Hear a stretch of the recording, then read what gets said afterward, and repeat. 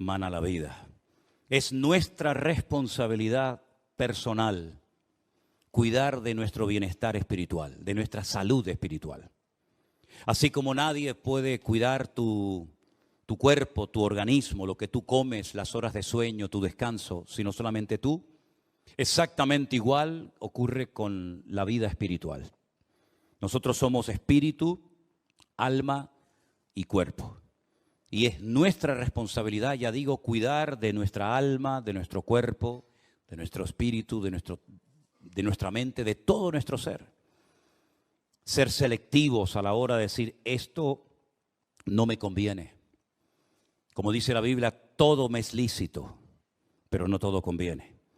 ¿Qué tipo de películas? Hay gente que está todo el día enganchado, ¿verdad? Atrapado a películas de terror. ¿Y qué producen esas películas? Paz, deseo de alabar a Dios, de acercarse a su presencia, de leer su palabra. Todo lo contrario. Está prohibido, hay alguna parte que digas prohibido ver películas de terror. No, no está prohibido, pero nosotros ya no necesitamos movernos única y exclusivamente por prohibiciones. Si ustedes ven en el Antiguo Testamento, constantemente se emplea la palabra no, no, no, no, no esto, no aquello, no, no matarás, no. Nosotros ya no necesitamos una lista de lo que no se puede hacer, porque dice la Biblia que el Espíritu Santo que mora en nosotros nos indica, nos muestra lo que está bien, lo que está mal, lo que agrada a Dios, lo que desagrada y entristece, por decirlo de alguna manera, el corazón de nuestro Dios. Por lo tanto, a veces no hace falta que te digan, mira, eso está mal, no lo hagas, hombre. ¿Qué haces viendo todo el día pornografía? ¿Qué sacas con eso? Un hombre casado, una mujer casada, ¿qué estás haciendo perdiendo el tiempo? Pareces un crío de 15, 18, 20 años, ¿verdad? ¿Está prohibido? No, no es ningún delito. ¿Pero de qué sirve? De nada. ¿Está prohibido, por ejemplo, no sé, fumar? No, no está prohibido.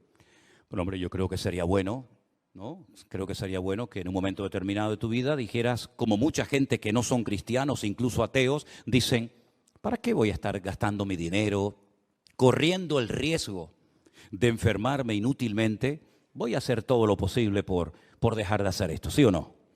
Tenemos que ser selectivos y tener mucho cuidado con la salud espiritual, porque nadie mejor que tú lo puede hacer. Seguramente a algunos de los que están aquí les va a sonar esto que les voy a decir, a otros probablemente de nada. ¿Ustedes se acuerdan que hace años, hace muchos años, había una canción que decía, 3 cosas hay en la vida?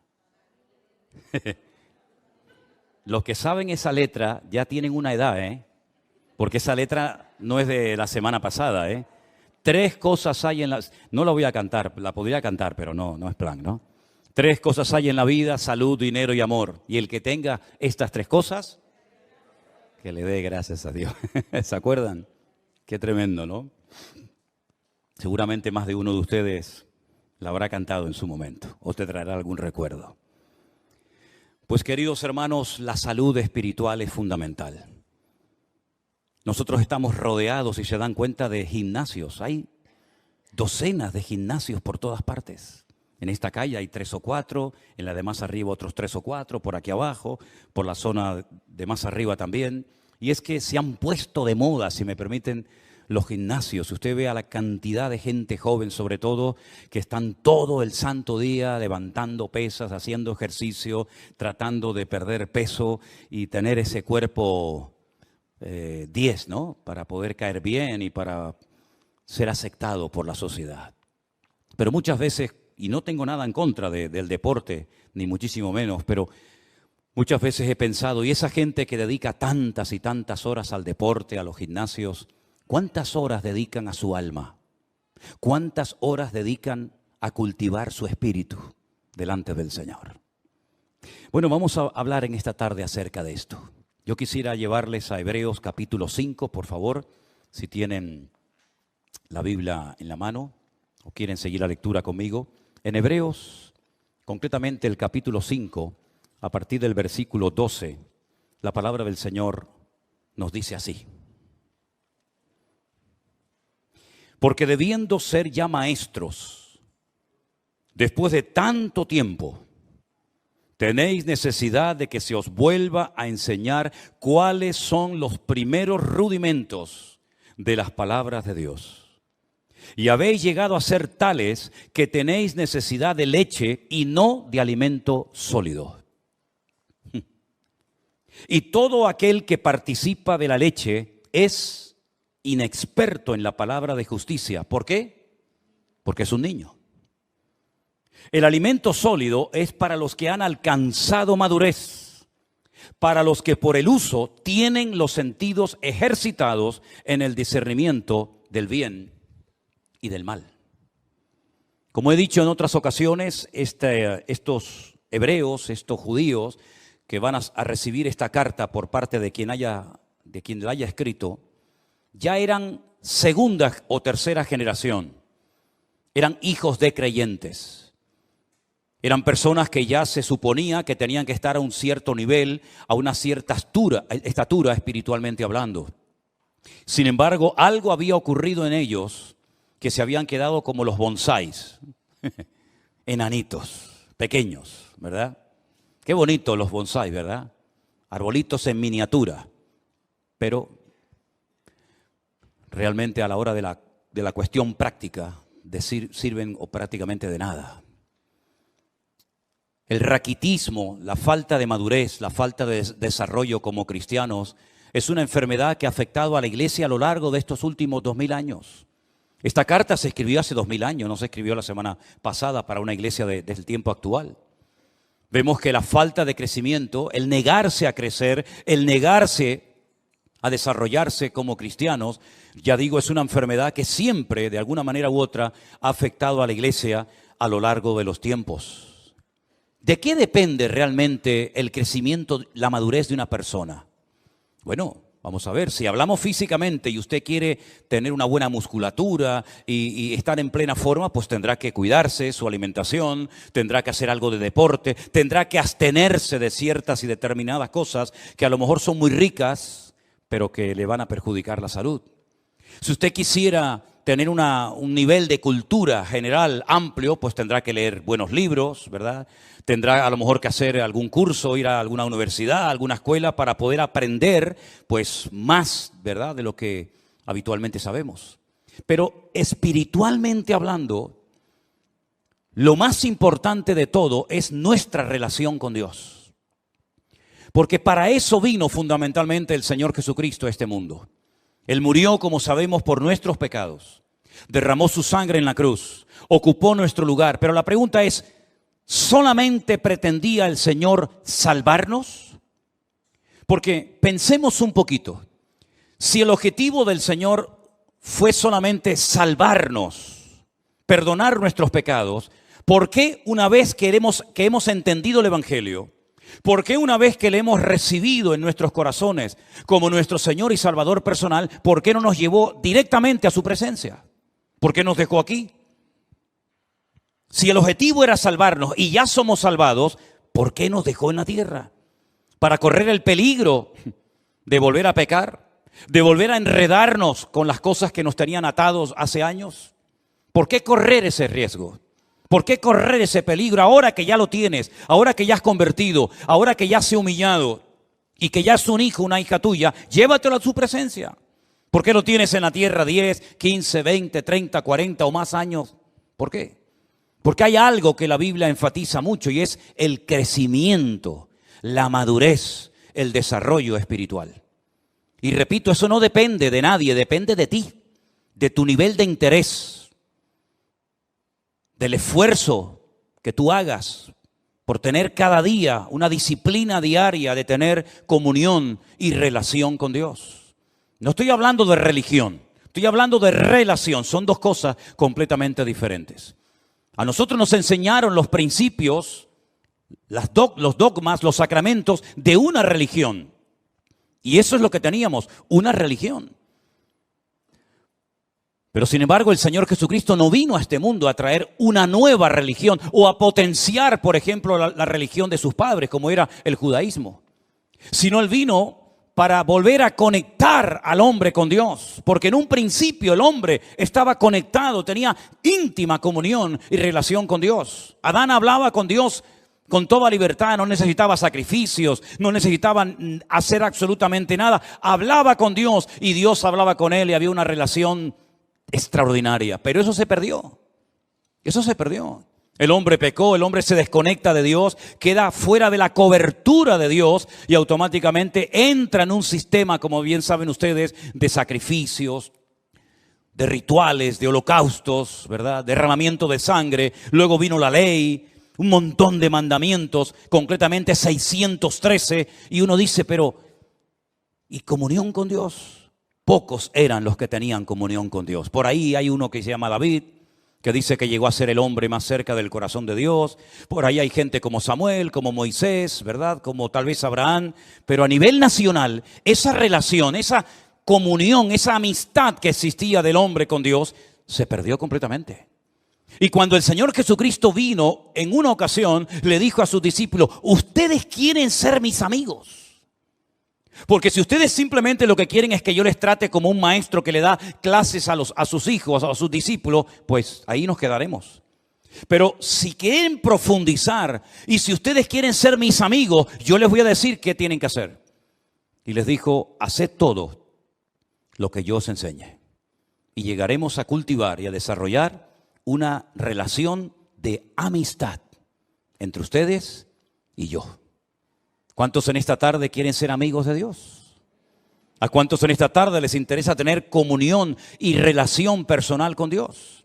Hay algunos que dicen que eso es imposible. Hay algunos que a lo largo de la historia, como un tal Spinoza, un filósofo judío, y como incluso Albert Einstein dijo que bueno, que eso de tener relación con Dios, eso es imposible. Creían en Dios, pero no creían en un Dios personal.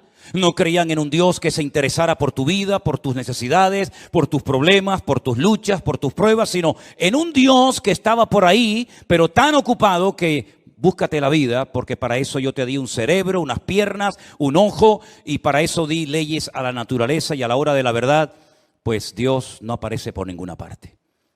Cuando uno analiza la palabra de Dios, tanto en el Antiguo como en el Nuevo Testamento, pronto vas a descubrir que Dios quiere mucho más que simplemente una relación de Dios a criatura, sino una relación de padre a hijo, una relación de amor, una relación de confianza, de amistad.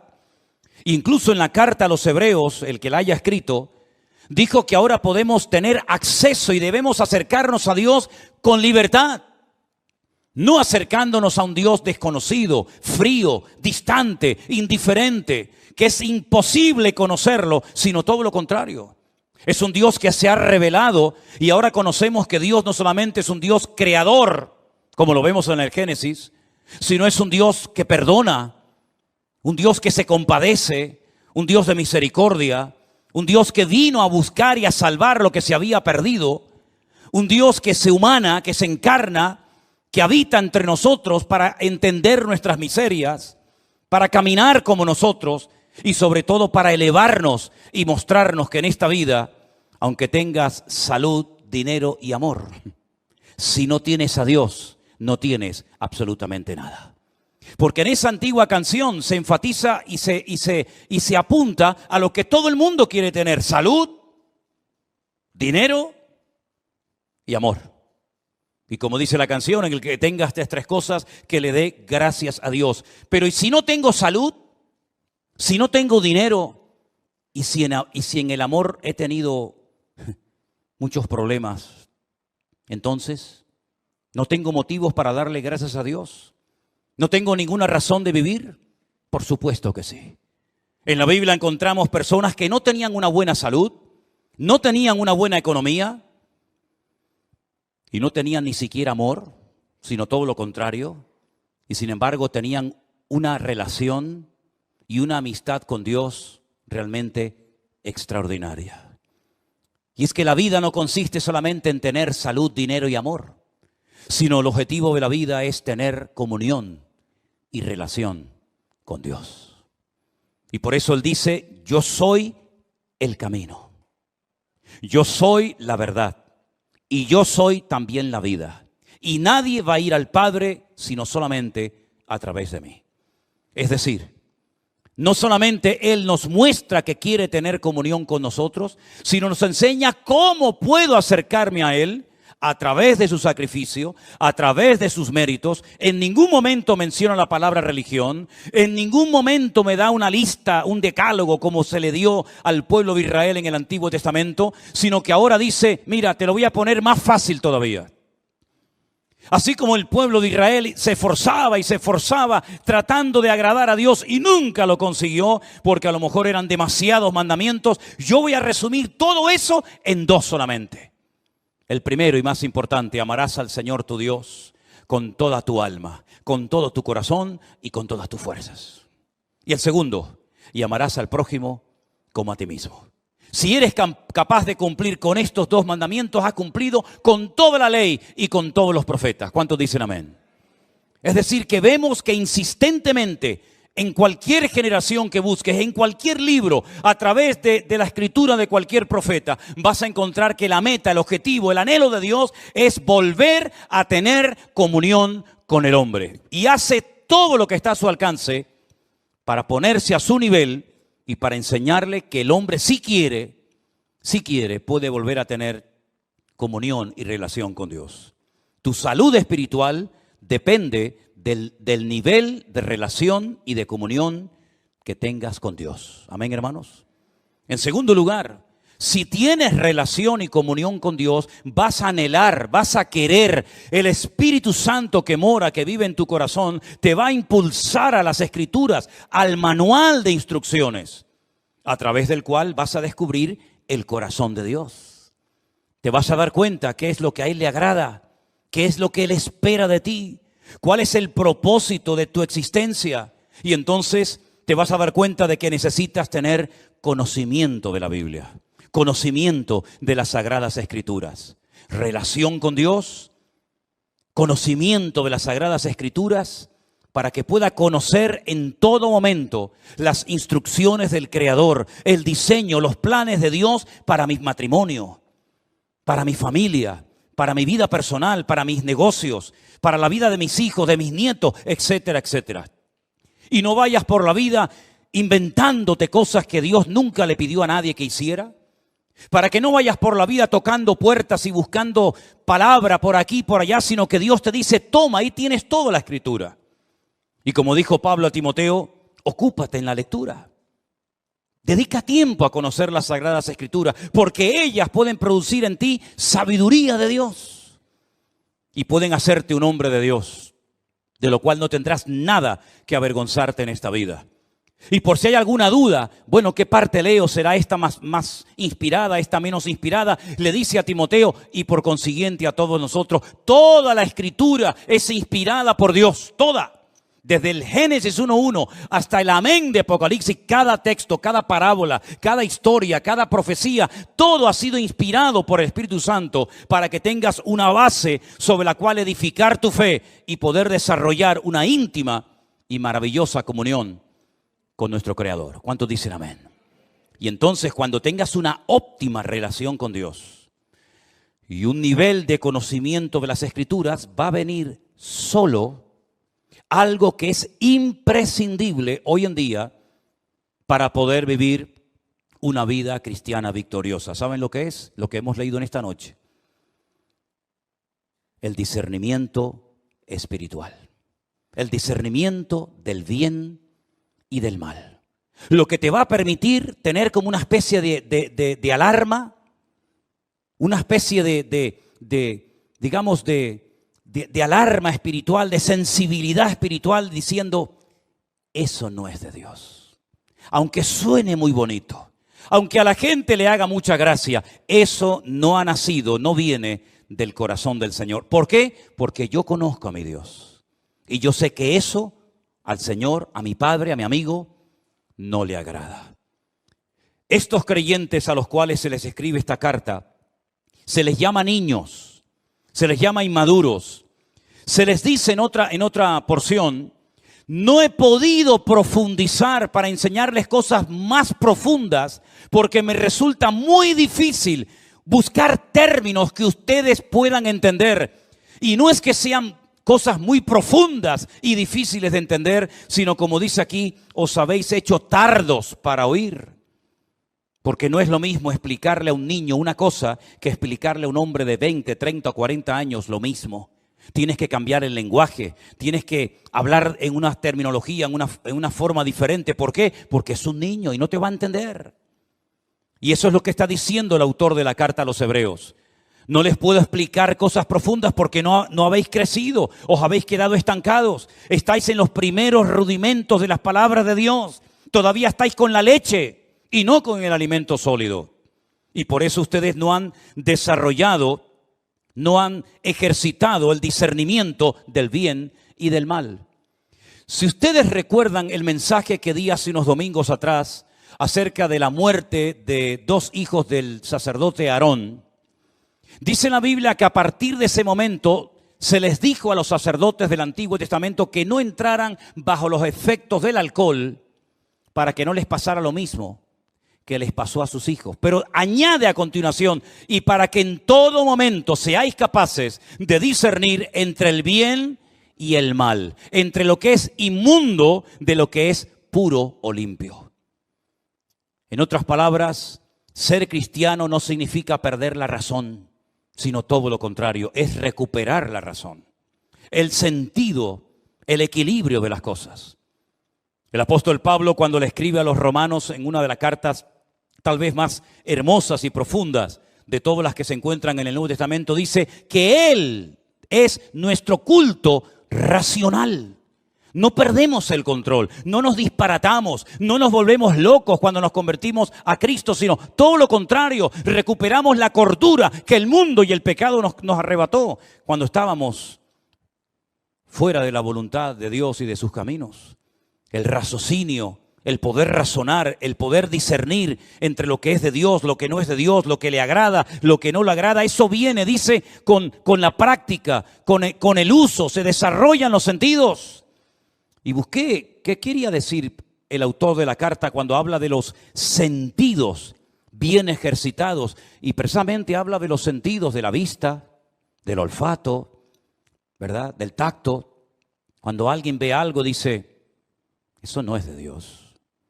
Todo el mundo lo aplaude, todo el mundo lo admira, todo el mundo le imita, pero eso no es de Dios. Cuando la gente oye una conversación, dice, esta conversación no es de Dios. Porque esto, en vez de traer edificación, lo que aquí estamos es criticando y cuestionando a una persona que ni siquiera está delante para poder defenderse. Esto no es de Dios. La Biblia dice que las malas conversaciones corrompen las buenas costumbres. Entonces te desarrollas, creces, maduras como cristiano de tal manera que puedes discernir con tus propios sentidos naturales lo que agrada a Dios y lo que le desagrada a Él. Pero todo eso viene primero de tu relación con el Señor. Por cierto, ¿cómo está tu relación con Dios? Si es que la tienes, que espero que sí. Dice que tenemos acceso, tenemos entrada al Padre. ¿Tienes relación con Dios? Porque a lo mejor lo que tú tienes es el hábito, la buena costumbre de venir al culto, de escuchar la palabra de Dios por internet o aquí en persona. Y está bien, pero eso no significa de que tú tengas comunión con Dios. Hay gente que vive de los cultos, pero no porque tengan una comunión con Dios. Hay gente que el conocimiento que tiene es por lo que han oído. Claro, te han oído tantos sermones, tantos años, y ahora por aquí y ahora por allá, que tienen un cierto conocimiento, pero la Biblia no saben ni dónde la dejaron, y la perdieron hace 20 años, y aún no la han encontrado. Entonces tú no puedes depender simplemente de un culto 1 o 2 veces a la semana. Tú no puedes depender de que haya un señor llamado pastor que predica la palabra de Dios desde este púlpito, ¿verdad? Y entonces a través de él, pues tú aprendes lo que sabes. Bueno, eso está bien, pero tú tienes que desarrollar tus propios hábitos de lectura diaria, ¿verdad?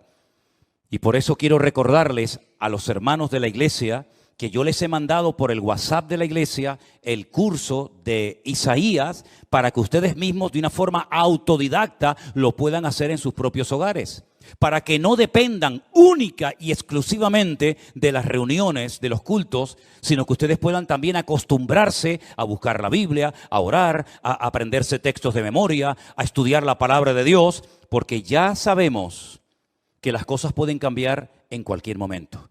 No olvidemos que ahora va a ser 3 años, 2 años y pico, nadie podía congregarse en las iglesias. ni siquiera en esta.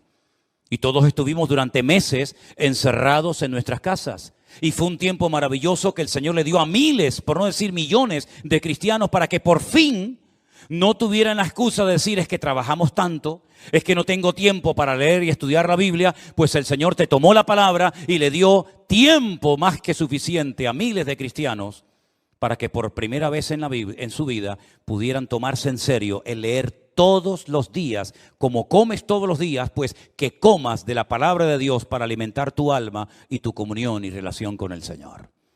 Son hábitos que a lo mejor algunos no tienen la costumbre, pero si te acostumbras, le vas a hacer un gran favor tremendo a tu vida espiritual y vas a cuidar de esa manera tu salud espiritualmente hablando. En 1 de Timoteo, el capítulo 4, desde el versículo 1 en adelante, hay unos versículos que yo quisiera leer en esta tarde y pedirles que presten atención, porque en este texto, en estos versículos, vamos a encontrar en primer lugar una información, unos datos que Pablo le da a Timoteo, y a continuación lo que tiene que hacer ante la información que recién acaba de recibir. Presten atención. 1 de Timoteo capítulo 4, versículo 1.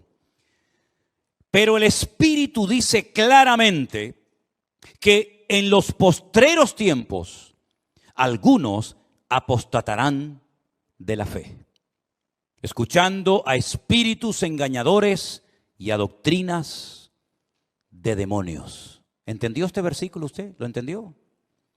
Si el Espíritu, Dios, el Señor ha hablado claramente diciendo que en los postreros tiempos, ¿y esos tiempos cuáles son? Ya estamos en los postreros tiempos, ¿verdad?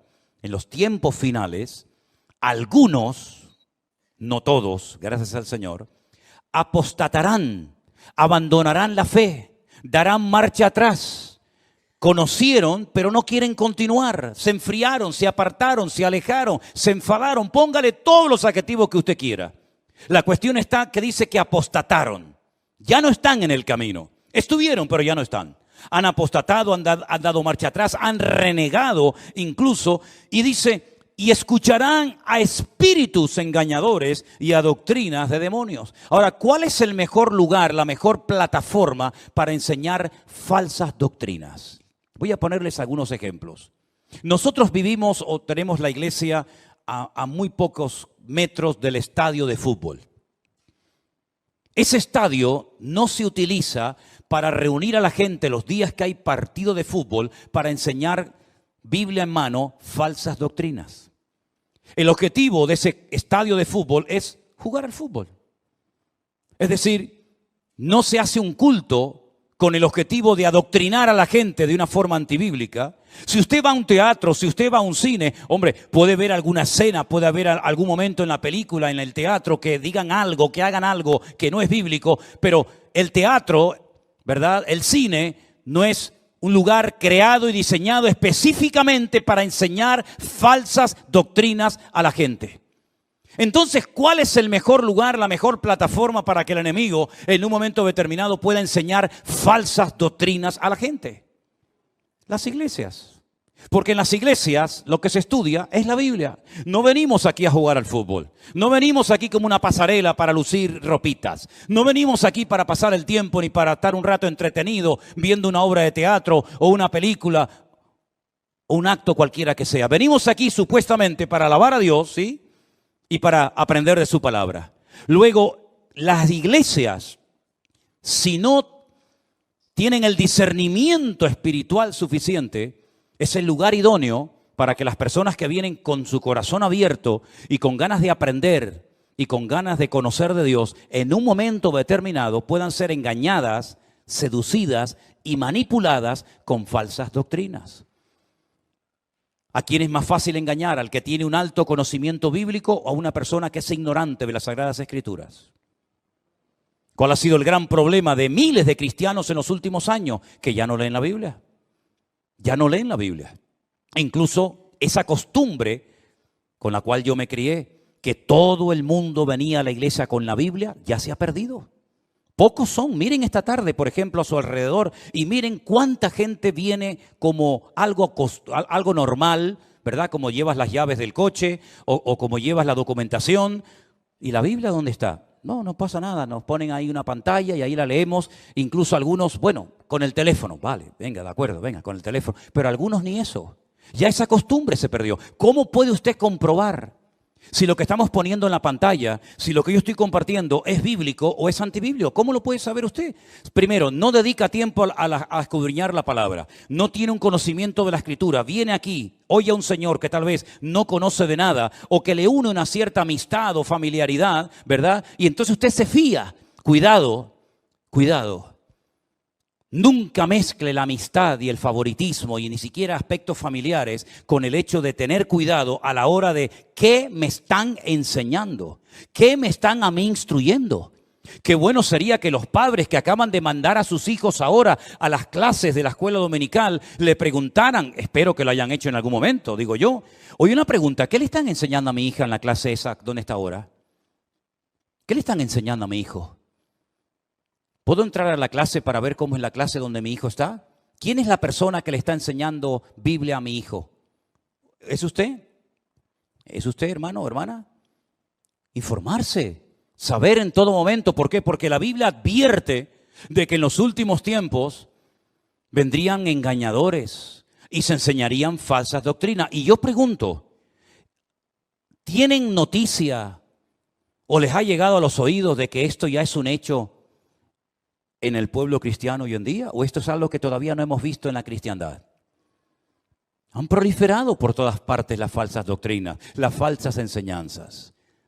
¿Cuántas personas se han unido a la iglesia virtual y cuando nos cuentan lo que les enseñaban, cuando nos cuentan lo que les decían en sus iglesias, que había que pagar un dinero por no sé qué, que había que darle dinero a no sé cuánto, que había que hacer esto y aquello? Yo digo, ¿pero quién les ha enseñado a ustedes todas esas disparates y barbaridades? Bueno, el pastor, por el pastor ni que fuera Dios el pastor. El pastor tendrá que pasar por el filtro de la palabra. ¿O qué pasa? ¿Que el pastor tiene licencia para enseñar y para hacer lo que le da la gana en la iglesia y todo el mundo tiene que decir amén? ¿Pero esto qué es? Entonces la palabra de Dios dice, cuidado porque en los últimos tiempos vendrán falsos cristos, falsos profetas, falsos maestros, falsos apóstoles, falsos pastores. Es que está más claro que agua. Y por la hipocresía de mentirosos que tendrán cauterizada la conciencia, dice aquí, mire esto, qué cosa tan sorprendente, ¿le suena esto? En los últimos tiempos habría religiones, habría grupos religiosos que prohibirían casarse. ¿A mí esto me suena? ¿A usted no? Hola. ¿Estáis ahí o no? A lo mejor se quedan dormidos, yo no me di ni cuenta. Prohibirán casarse. ¿Y a quién se le prohíbe casarse en esta iglesia? A nadie. Si no se casa es porque a lo mejor no está en el grupo de los desesperados o desesperadas y no ha aparecido su príncipe azul, verde o morado o amarillo, pero no porque no le falten las ganas, ¿verdad? Pero es que dice la Biblia que en los últimos tiempos habrán grupos que prohibirán casarse. Como si el matrimonio fuera algo malo. Prohibirán casarse. Mandarán abstenerse de alimentos.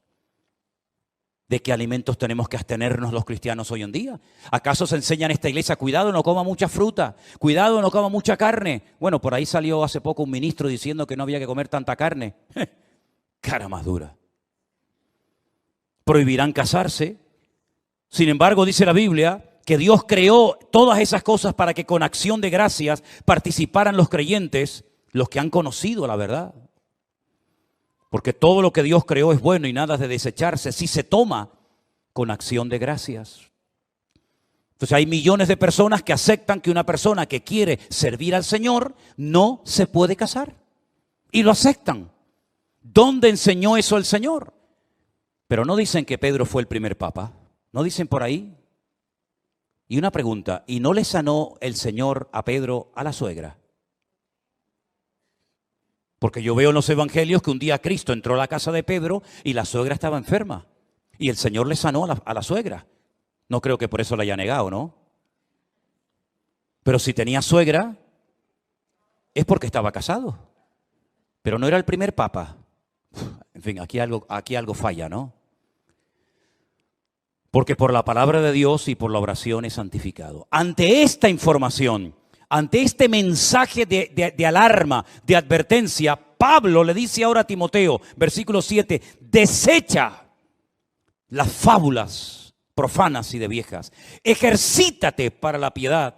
Versículo 13, ocúpate en la lectura, la exhortación y la enseñanza. Versículo 14, no descuides el don de Dios que está en ti. Versículo 15, ocúpate de estas cosas, permanece en ellas. Verso 16, ten cuidado de ti mismo y de la doctrina.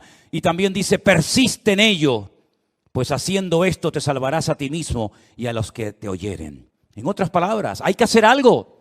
Vienen falsas doctrinas, vienen falsas enseñanzas, pero nosotros sabemos por el crecimiento, por la madurez, por el desarrollo espiritual, por la relación con el Señor, sabemos lo que viene de Dios y lo que no viene de Dios. ¿Cuántos dicen amén, hermanos?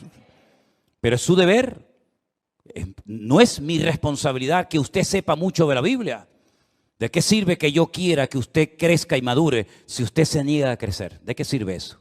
¿Se puede obligar a una persona a crecer o a madurar cuando ésta se niega y ha decidido quedarse como está y no esforzarse por crecer espiritualmente hablando?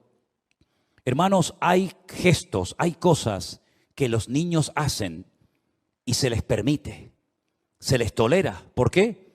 Porque son niños. Son niños.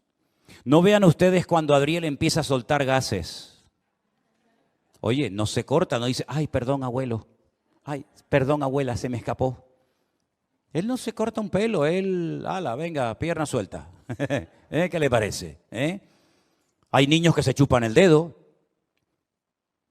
Hay niños que se hacen pis encima. Hay niños que les entra, como decimos por aquí, una perreta de estas que dice, ¿pero qué le pasa? Y venga a llorar, y venga a llorar. Y hay cosas que a los niños se les tolera, se les permite. ¿Saben por qué? Porque son niños y se comportan como niños. Pero ahora usted imagínese ver a nuestro hermano Jair, mientras yo predico, chupándose el dedo. Nuestra hermana Marcela haciéndose sus necesidades encima. Nuestra hermana Cruzita con la chupa en la boca. El otro, y yo digo, ¿pero esto qué es? ¿Esto qué es? Nos daría vergüenza, ¿sí o no? Sí, pero hermana, ¿qué está haciendo? Hermano, córtese un poco, que le están oyendo, que le están viendo toda la iglesia. Porque ya no son tolerables, ya no se ve bien. Cosas que hacen los niños, ya en los adultos no se pueden hacer, hermanos. Pero es que espiritualmente pasa lo mismo. Cuando una persona empieza, cuando una persona no tiene conocimiento bíblico, cuando una persona está dando los primeros pasos, a veces cuenta cosas, a veces comparte cosas en el Facebook, a veces pone cada fotografía, a veces hace cada comentario que tú dices, es que es normal, es que es lógico. Es lógico porque, claro, si lleva 4 días en los caminos del Señor, es normal que todavía haga cosas que...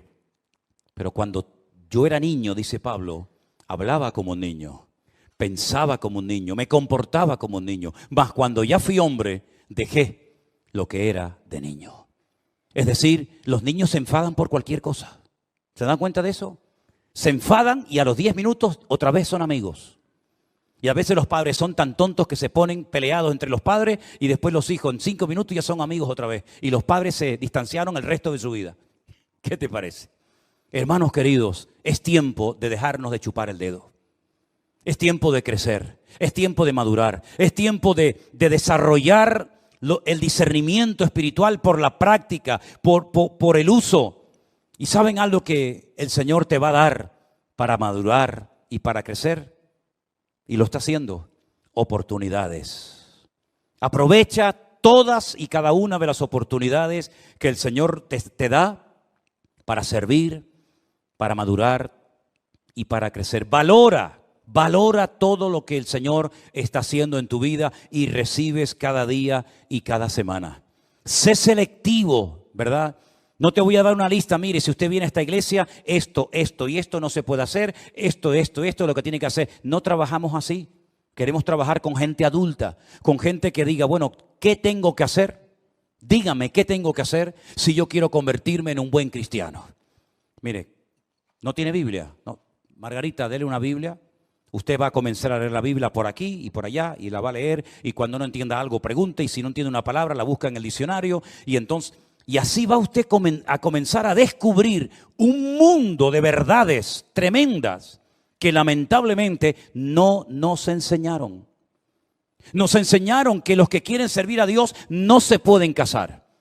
Si son mujeres, no se pueden casar. Y si son hombres, no se pueden casar. Pero yo ahora me encuentro en la Biblia que una de las señales de los últimos tiempos es que le prohibirían a las personas casarse si quieren servir al Señor. Entonces, ¿en qué quedamos? ¿Es bíblico?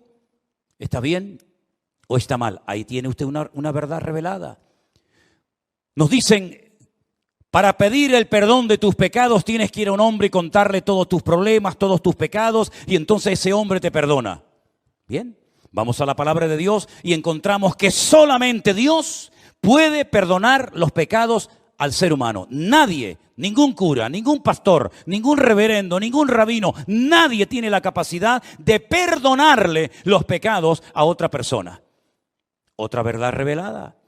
Encontramos que cuando una persona se muere, su cuerpo lógicamente va a la tumba y se queda, pero dice la Biblia que su parte que viva, su alma, su espíritu, o se va a la presencia de Dios o excluido eternamente de la presencia de Dios. Sin embargo, nos enseñaron que había 4 lugares: cielo, infierno, limbo y purgatorio. Y ahora otra verdad revelada: no hay 4, hay 2. Y así una detrás de otra y una detrás de otra. Y llega un momento en el que usted tiene que pararse y decir: Dios mío, ¿cómo es posible que este libro, tu palabra, que lleva escrita miles de años en este país, se les prohibiera a la gente leerla bajo pena de muerte?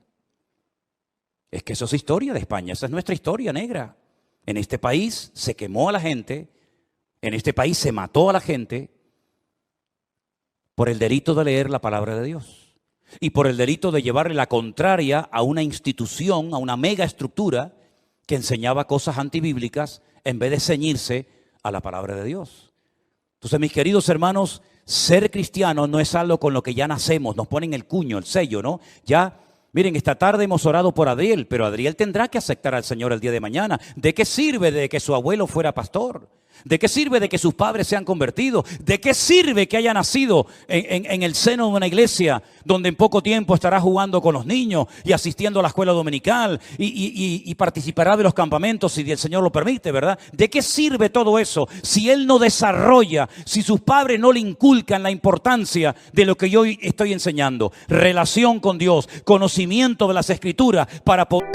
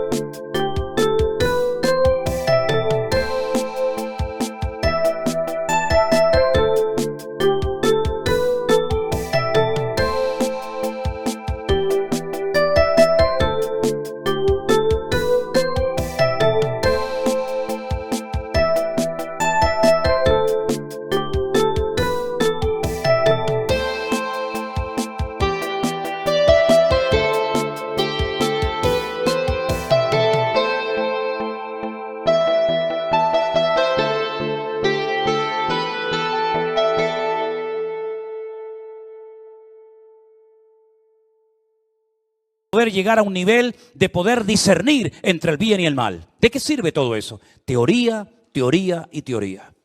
Y usted lo que necesita es dejarse ya de cuentos, dejarse de teorías, de buenos planes y de buenas intenciones y decir: Señor, yo quiero cambiar, yo quiero crecer, yo quiero madurar, yo no quiero estar hoy súper animado porque tú me has hablado, tú me has bendecido y mañana lunes si te encuentro por la calle vas a estar hecho polvo. ¿Por qué? Porque tu mujer no sé qué, porque tu hijo no sé cuánto, porque el marido no sé... Y así no puedes vivir, querido hermano.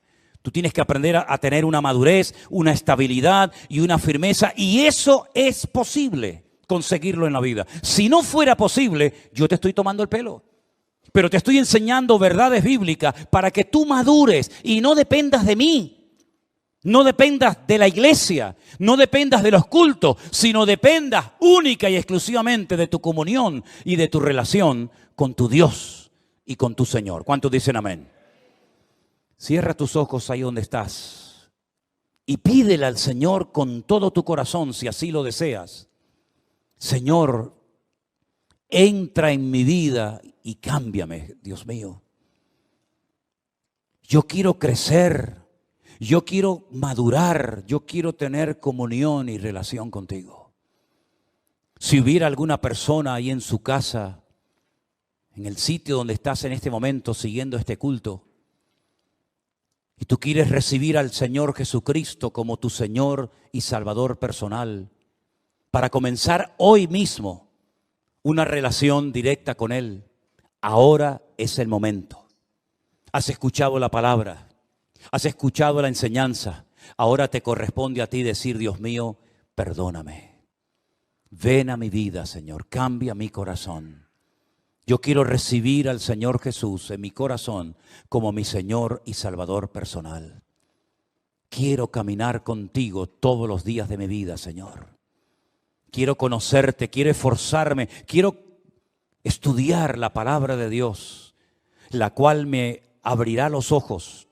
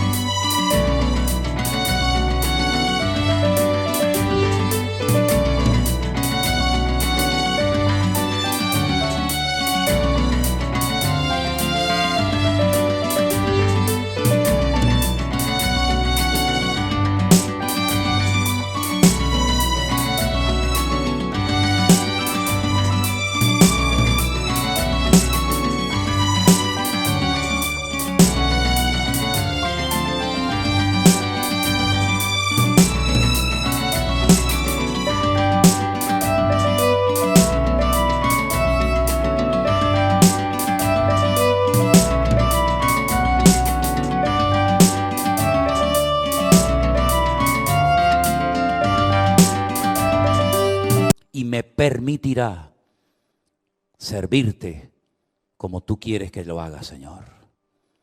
Ríndale su vida al Señor Jesús en este momento, mi querido amigo y hermano. Abra su corazón para que Él entre. Esta no es una invitación para que usted venga aquí. ¿Quiere venir aquí? Ahí están las puertas abiertas. ¿No quiere venir más? Dios le bendiga.